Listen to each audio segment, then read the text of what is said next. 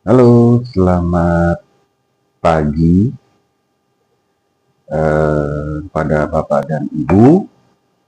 Karena memang saat ini saya sedang di daerah Solo, sedang dalam pelayanan, dan tepatnya hari ini itu di jam 5 pagi, ya.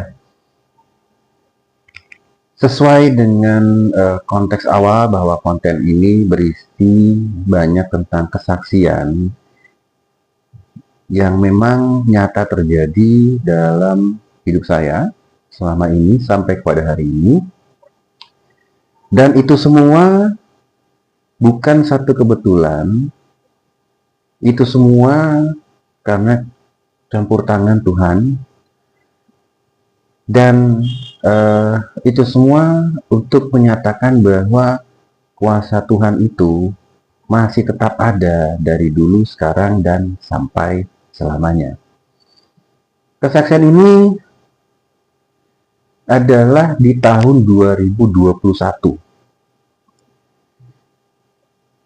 di saat ibu saya meninggal.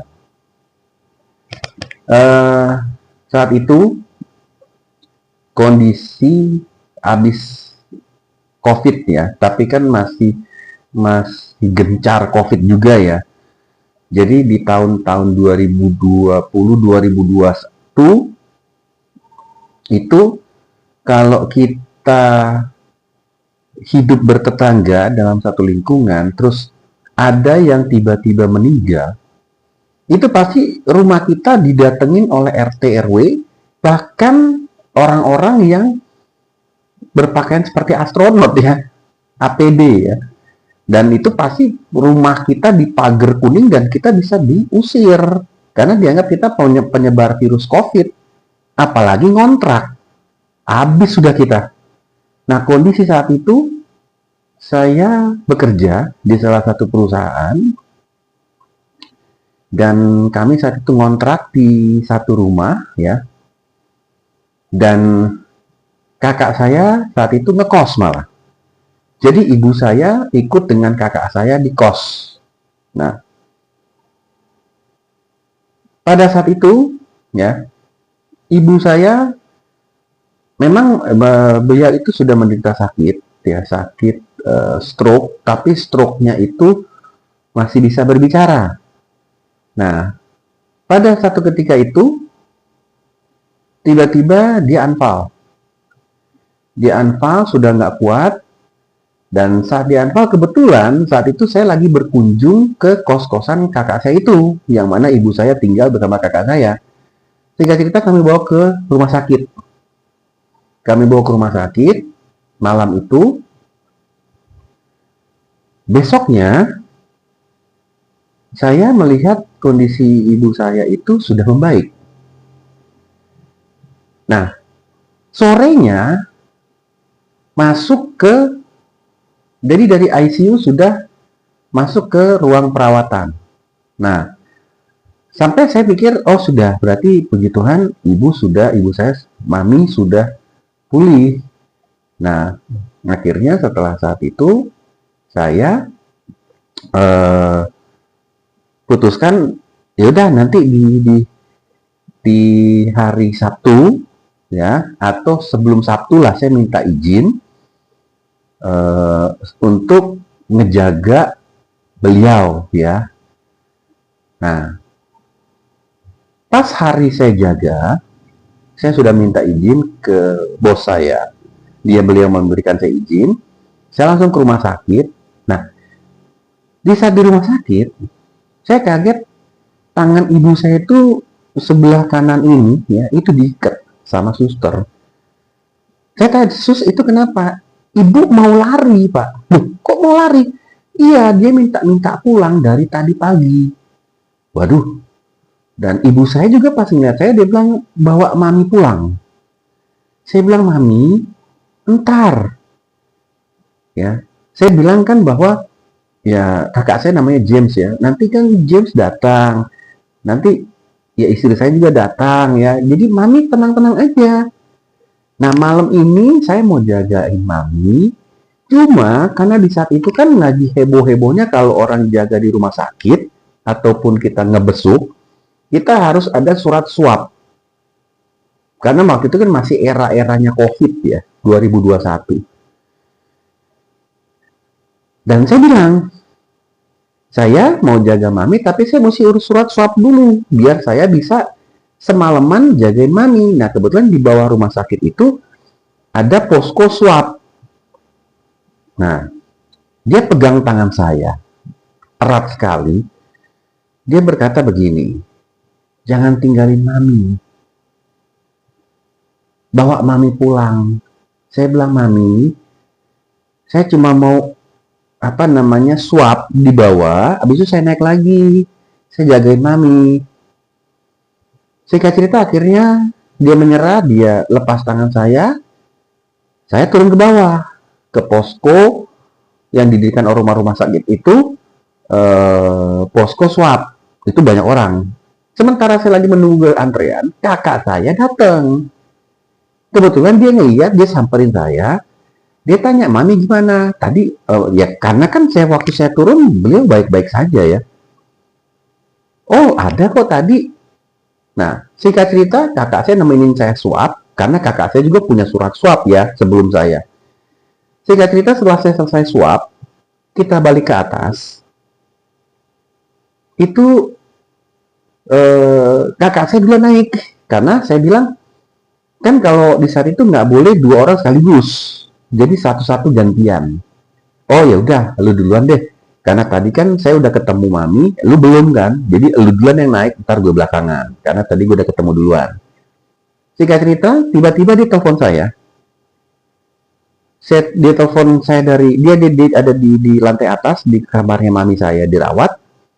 Saya di lantai bawah, karena nunggu bergantian. Dia telepon, saya tanya, kenapa? Mama udah nggak napas. Hah? Saya bingung. Nggak napas. Maksudnya, lu kesini aja. Akhirnya, satpam bilang nggak boleh, saya terobos masuk. Saya perlawanan. Nah, sampai saya nuding. Saya bilang, Pak, ibu saya sudah tidak bernapas di atas. Kalau itu ibu Anda, saya larang. Anda seperti apa? Akhirnya satpamnya terdiam. Saya langsung terobos. Saya naik lift. Sampai di atas, benar saya jumpai ibu saya sudah tidak bernafas. Saat itu saya bingung, marah, sedih, ya semua perasaan numpuk jadi satu. Karena jujur sebagai anak, saya belum siap untuk ditinggalkan oleh beliau. Karena terus terang, semenjak ayah saya meninggal di tahun 97, ibu saya itu menjadi teman curhat saya. Jadi ya dia pergi saat itu saya nggak terima. Saya benar-benar nggak terima. Nah di saat itu saya langsung panggil dokter. Saya bilang, dok, saya nggak mau tahu. Hidupkan kembali orang tua saya. Nah dokter pasti saya bilang, Pak, ibu ini sudah jalan. Dalam arti sudah meninggal 2 jam yang lalu. Astaga, berarti belum lama saya turun, dia putus nafas. Dengan air mata, saya bilang, coba diperiksa lagi. Cuma memang saat itu nadinya masih berdetak. Tapi, napasnya sudah berhenti, jantungnya sudah berhenti, tapi nadinya itu masih ada. Nah, singkat cerita, dokter bilang, oke, kita bisa pakai suntikan, Pak. Tapi bukan untuk maksudnya untuk menormalisasi lagi ibu ya. Karena 2 kemungkinan, Pak. Ibu tetap meninggal atau kalaupun dia selamat, otaknya akan terganggu, Pak. Saya bilang, nggak apa-apa. Saya akan rawat dia. Meskipun otaknya terganggu, lu mau bilang otaknya putus, saya mau rawat dia. Karena terus terang saya nggak siap ditinggalkan oleh seorang ibu. Akhirnya disuntik nih. Pas disuntik, itu kan ada alat deteksi jantung nih.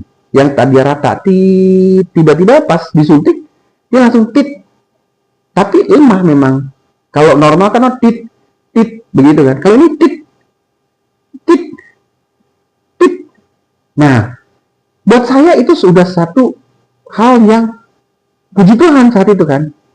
Tapi itu cuma bertahan 2 jam. Habis itu, wah saya kaget lagi. Saya panggil lagi dokter, Pak, udah deh Pak, kasihan si ibu Pak. Bahkan itu dadanya itu dipompa. Ya ibu saya waktu itu kan udah kurus kering ya. Itu sampai dokternya, Pak, Bapak nggak kasihan ibunya Pak. Pokoknya pikiran saya waktu itu, saya nggak siap ditinggalkan ibu. Prinsip saya, mau dia udah hilang ingatan pun nanti ya, yang penting dia selamat, saya akan peluk dia sampai akhir. Karena yang saya nggak terima, pegangan tangan terakhir dia berkata, bawa mami pulang. Nah itu yang terngiang-ngiang di pikiran saya saat itu. Dan dia putus napas saat saya nggak ada. Saya lagi ngurus swab di bawah. Singkat cerita, akhirnya disuntik lagi nih. Tapi dokternya bilang, Pak, kita cuma sampai 3 kali ya Pak. Lebih dari itu udah menyalahi prosedural secara medis. Oke. Nah, akhirnya benar 2 jam lah kemudian lagi, dokter langsung datang, Pak, ini suntikan terakhir. Habis ini, saya yakin begini lagi, udah Pak, relain. Oke, suntik lagi, udah suntikan ketiga. Dan bener, tepat di jam 10 malam, dokter datang, Pak, gimana? Udah ya Pak? Saya sampai bilang, enggak dok. Lagi dia bilang, Pak, udah nggak bisa. Kalau Bapak paksa, saya bisa disalahkan. Namanya malpraktek nantinya, memaksakan orang untuk hidup lagi. Karena ibu ini udah jalan, udah nggak ada. Di saat itu saya terduduk lemas dengan air mata, dan saya tatap ibu saya, mata dia itu terbuka, tangannya itu gerak-gerak begini.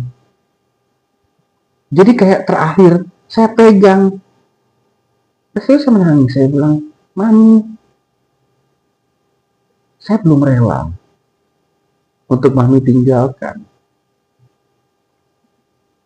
Tapi kalau Mami memang memilih jalan kayak gini, ya saya rela. Akhirnya dokter bertanya, gimana Pak?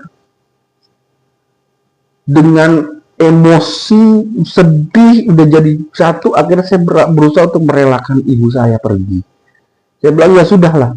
Akhirnya langsung dicatat waktu kematiannya, jam kematiannya semua, dan pas ditutup karena sudah dianggap meninggal ya.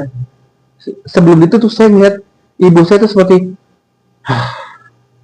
habis. Itu langsung ditutup. Di situ saya setengah berteriak. Saya bilang, Mami, saya belum siap. Tapi di saat itu saya nggak menyalahkan Tuhan. Yang saya salahkan saat itu adalah diri saya sendiri. Kenapa saat dia pegang tangan saya itu? Kenapa saya tinggalkan? Meskipun memang saya harus suruh suap. Kenapa nggak saya tunggu kakak saya dulu datang, kami bergantian? Paling enggak. Kemungkinan dia belum jalan. Itu pikiran saya. Mungkin dia jalan karena udah nggak ada orang di samping dia, nggak ada keluarga, juga dia jalan. Nah, di saat itu kejadian itu di tengah bulan ya, di tengah bulan yang mana ya kita tahu lah kalau karyawan tengah bulan itu paceklik ya, karena statusnya juga kan cuma ngontrak rumah, kakak saya juga cuma ngekos. Uang di saya itu cuma 10.000 saat itu. Memang saya pakai motor, jadi uang itu memang tinggal segitu-gitunya, gitu. Kemudian istri saya datang, saya tanya, kamu ada uang nggak? Ya, di saya cuma ada 5.000, sisa tadi beli makan, buat kita makan di rumah. Oh Tuhan, saya bilang 15.000. Tapi udahlah, anggap aja 10.000 yang di dompet saya. Di saat itu, saya menelpon seorang pendeta.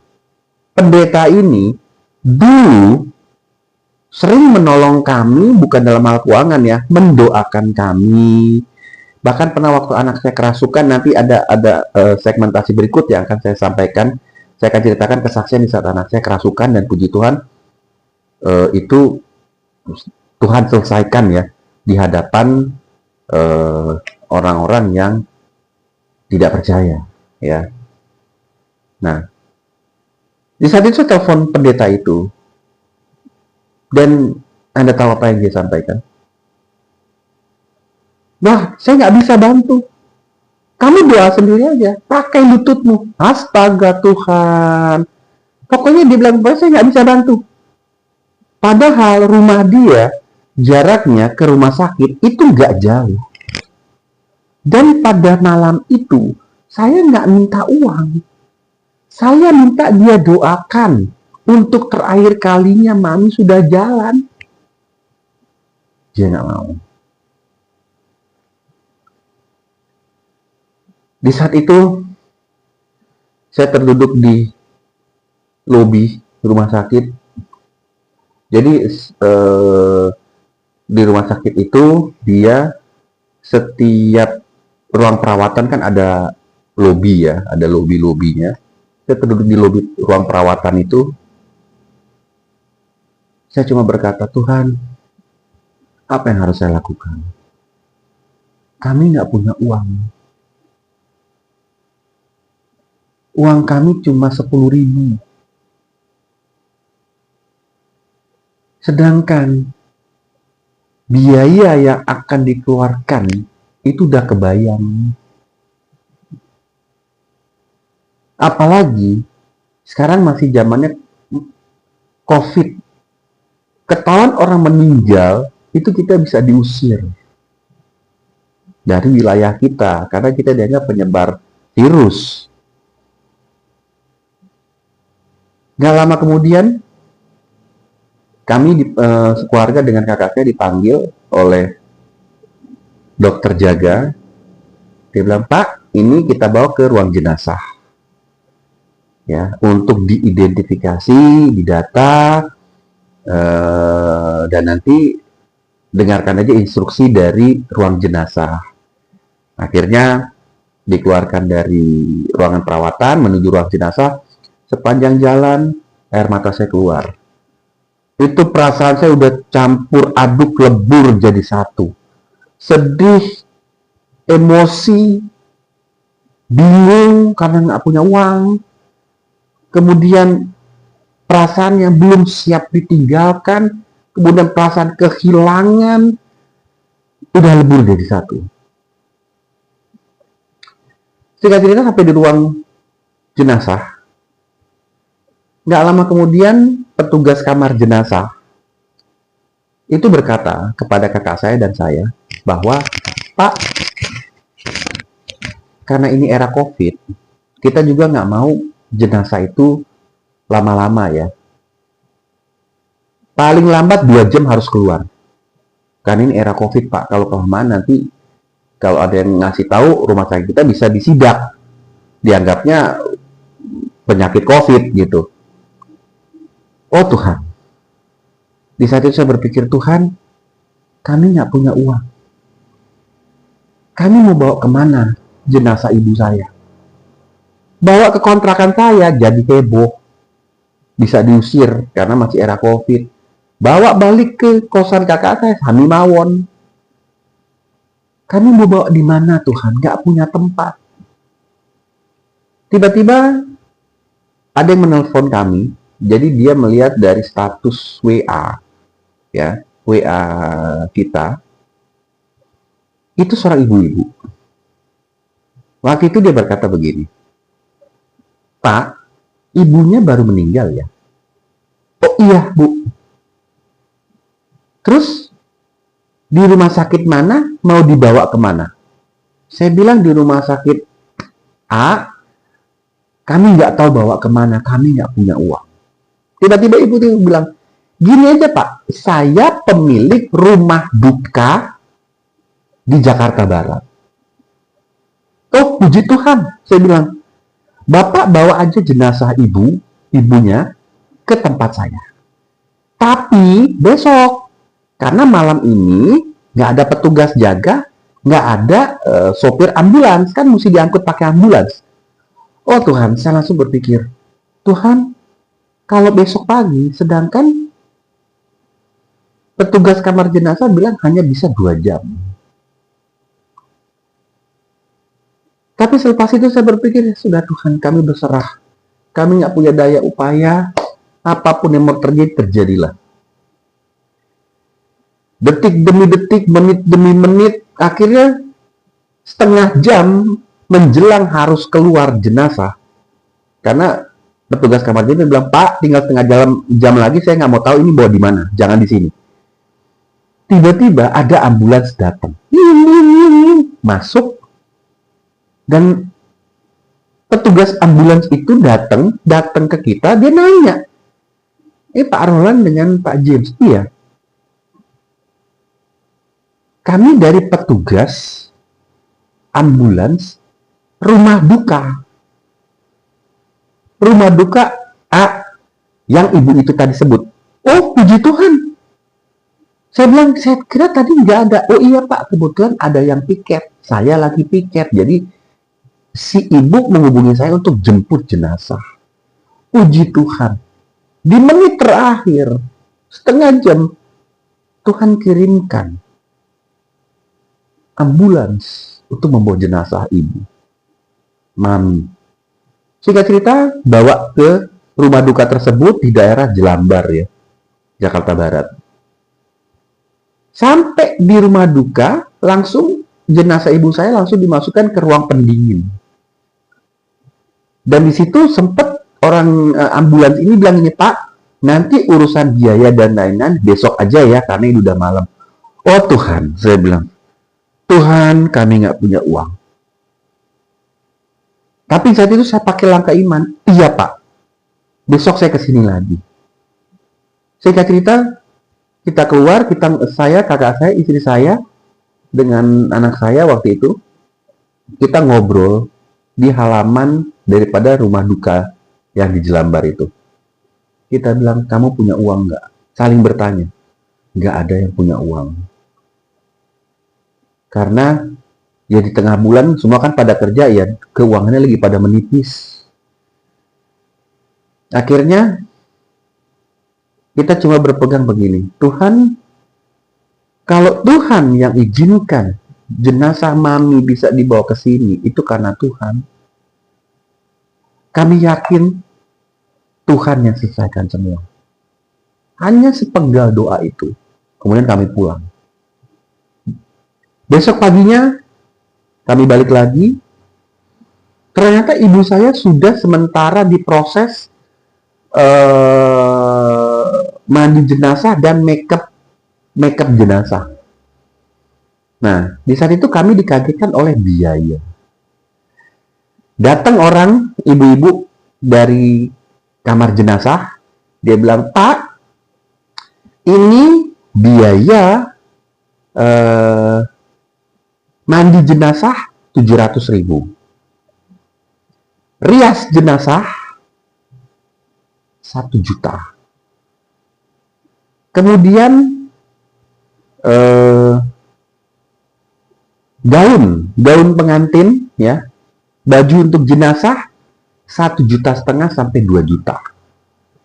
Kemudian harus langsung dengan peti. Peti Bapak mau beli di luar apa dari kita? Kalau peti dari kita 8 juta. Oh Tuhan. Saya kalau keinget kisah itu, saya sedih. Akhirnya kami cuma bisa saling bertatapan karena nggak punya uang sama sekali. Benar-benar nggak punya uang.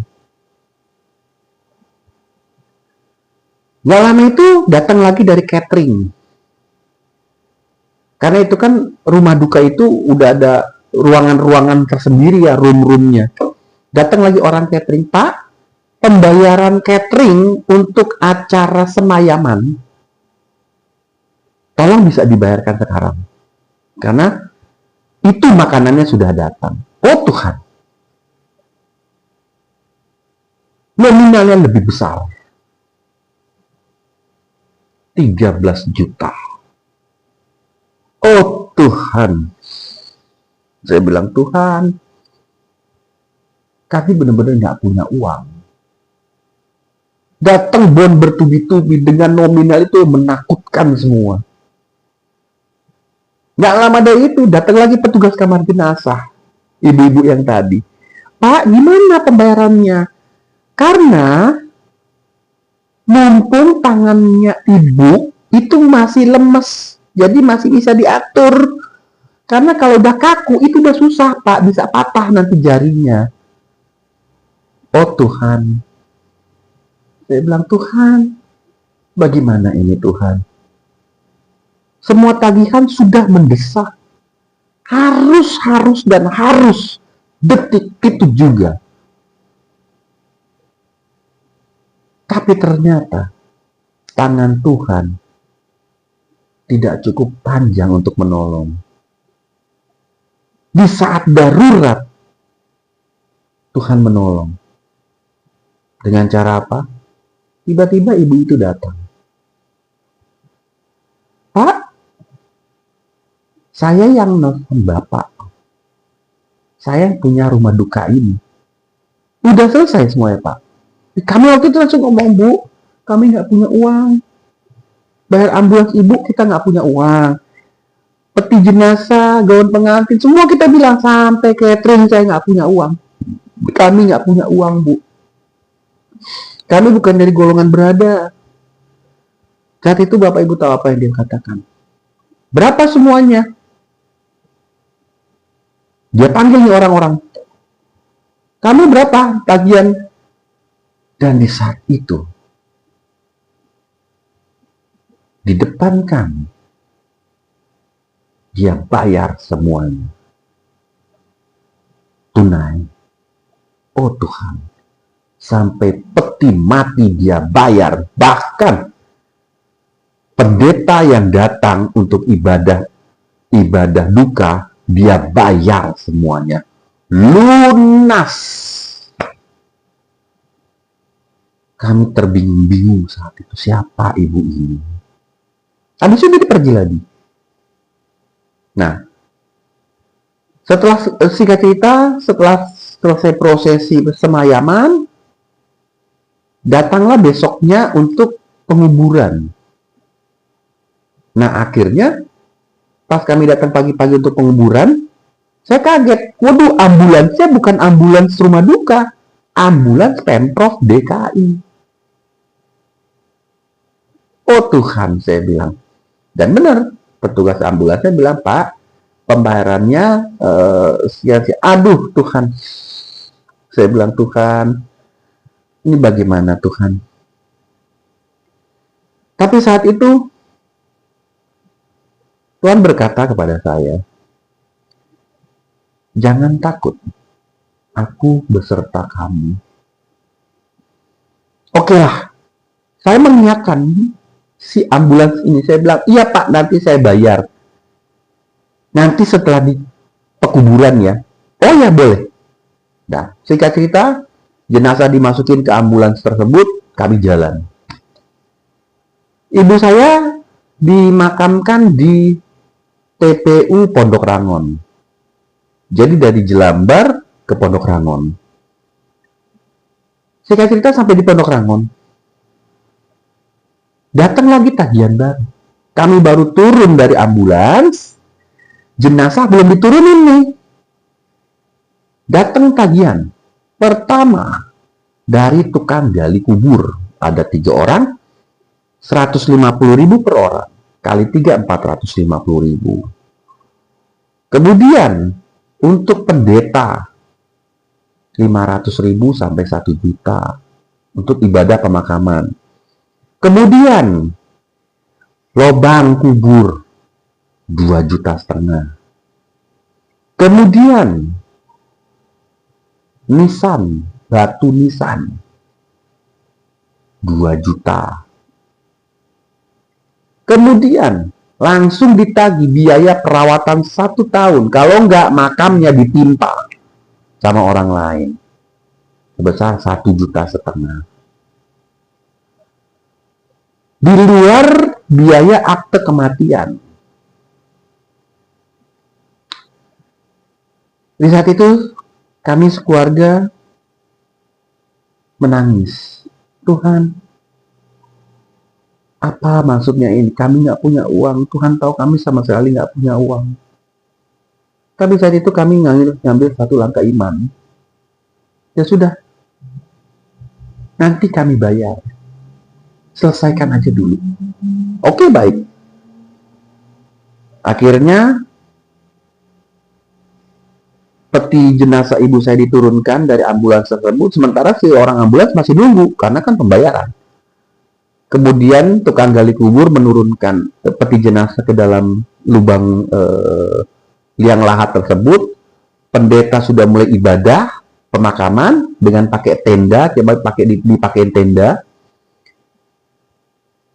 Di saat itu kami menangis, khususnya saya.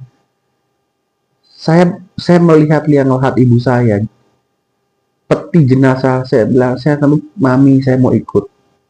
Nggak kuat begini, nggak punya uang. Akhirnya di saat itu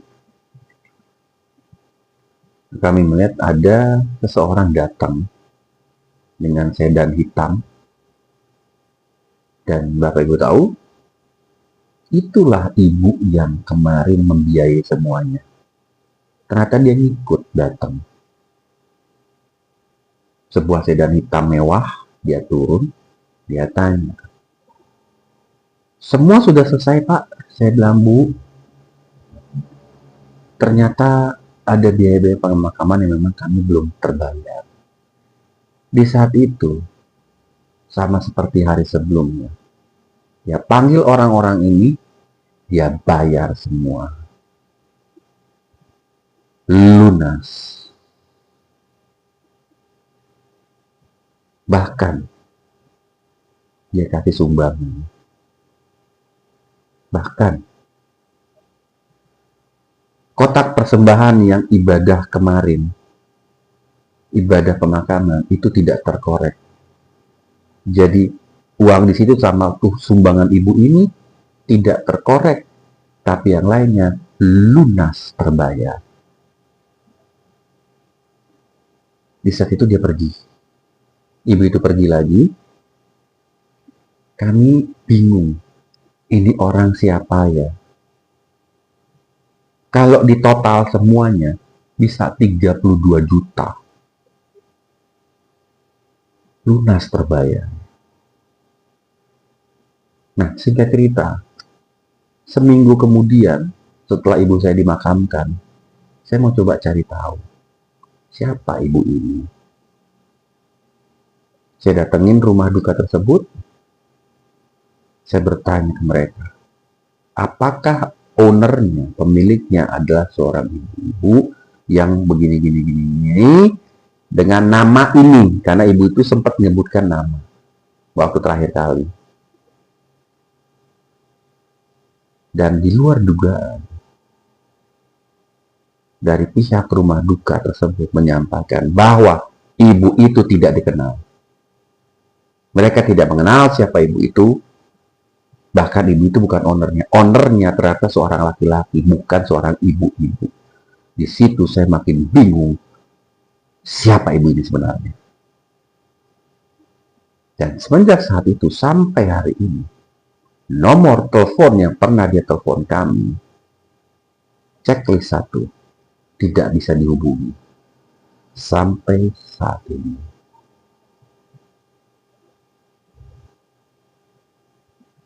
Dengan kejadian itu, saya berpikir satu hal. Di saat kita menyerah, di saat kita angkat tangan, ternyata Tuhan turun tangan. Dan pertolongan Tuhan di saat urgent, di saat darurat, itu nyata. Jadi Tuhan bisa menolong kita secepat kilat. Tapi Tuhan juga bisa menolong kita melalui berbagai macam proses. Tapi intinya cuma satu. Serahkan semua ke Tuhan. Jangan kita mengandalkan manusia. Jangan kita mengandalkan rekan, klien, relasi, apapun juga. Karena Tuhan mau kita mengandalkan Dia. Dan di saat itu, kuasa dan mujizat Tuhan terjadi. Dan sampai saat ini, kesaksian ini selalu saya kasih tema, Tuhan yang mengambil, Tuhan yang menguburkan. Sangat luar biasa. Dan sampai saat ini, saya yakin Tuhan itu nyata. Tuhan Yesus kita itu hidup. Dan Dia selalu siap siaga. Selalu memperhatikan apapun yang menjadi kebutuhan kita. Selama kita berserah penuh kepadanya. Percuma kita gunakan orang-orang yang kita kenal. Percuma kita gunakan pendeta sekalipun. Percuma. Karena memang kita mengandalkan manusia, kita akan kecewa. Tapi kalau kita mengandalkan Tuhan, kita nggak akan kecewa. Hanya kita harus sabar dan berserah. Tuhan tahu mana yang darurat dan mana yang harus melalui proses. Apapun itu bentuknya. Jangan pernah kita marah ke Tuhan. Jangan pernah kita komplain. Karena Tuhan mengatakan, semuanya itu mendatangkan satu kebaikan. Terima kasih untuk Bapak dan Ibu yang sudah menyimak kesaksian nyata dari saya. Saya dengan Roland. Sampai ketemu di kesaksian yang berikut. Terus subscribe, like, dan share untuk channel YouTube saya agar dapat menjadi kekuatan iman bagi orang lain yang mendengarnya dan dapat menjadi kekuatan juga bagi mereka yang mungkin saat ini mengalami hal yang sama. Karena Tuhan juga berkata, kita harus terus bersaksi, menyaksikan, memberikan kesaksian akan kebesaran dan kemuliaan kuasa Tuhan. Supaya dunia tahu Tuhan Yesus adalah Tuhan yang hidup.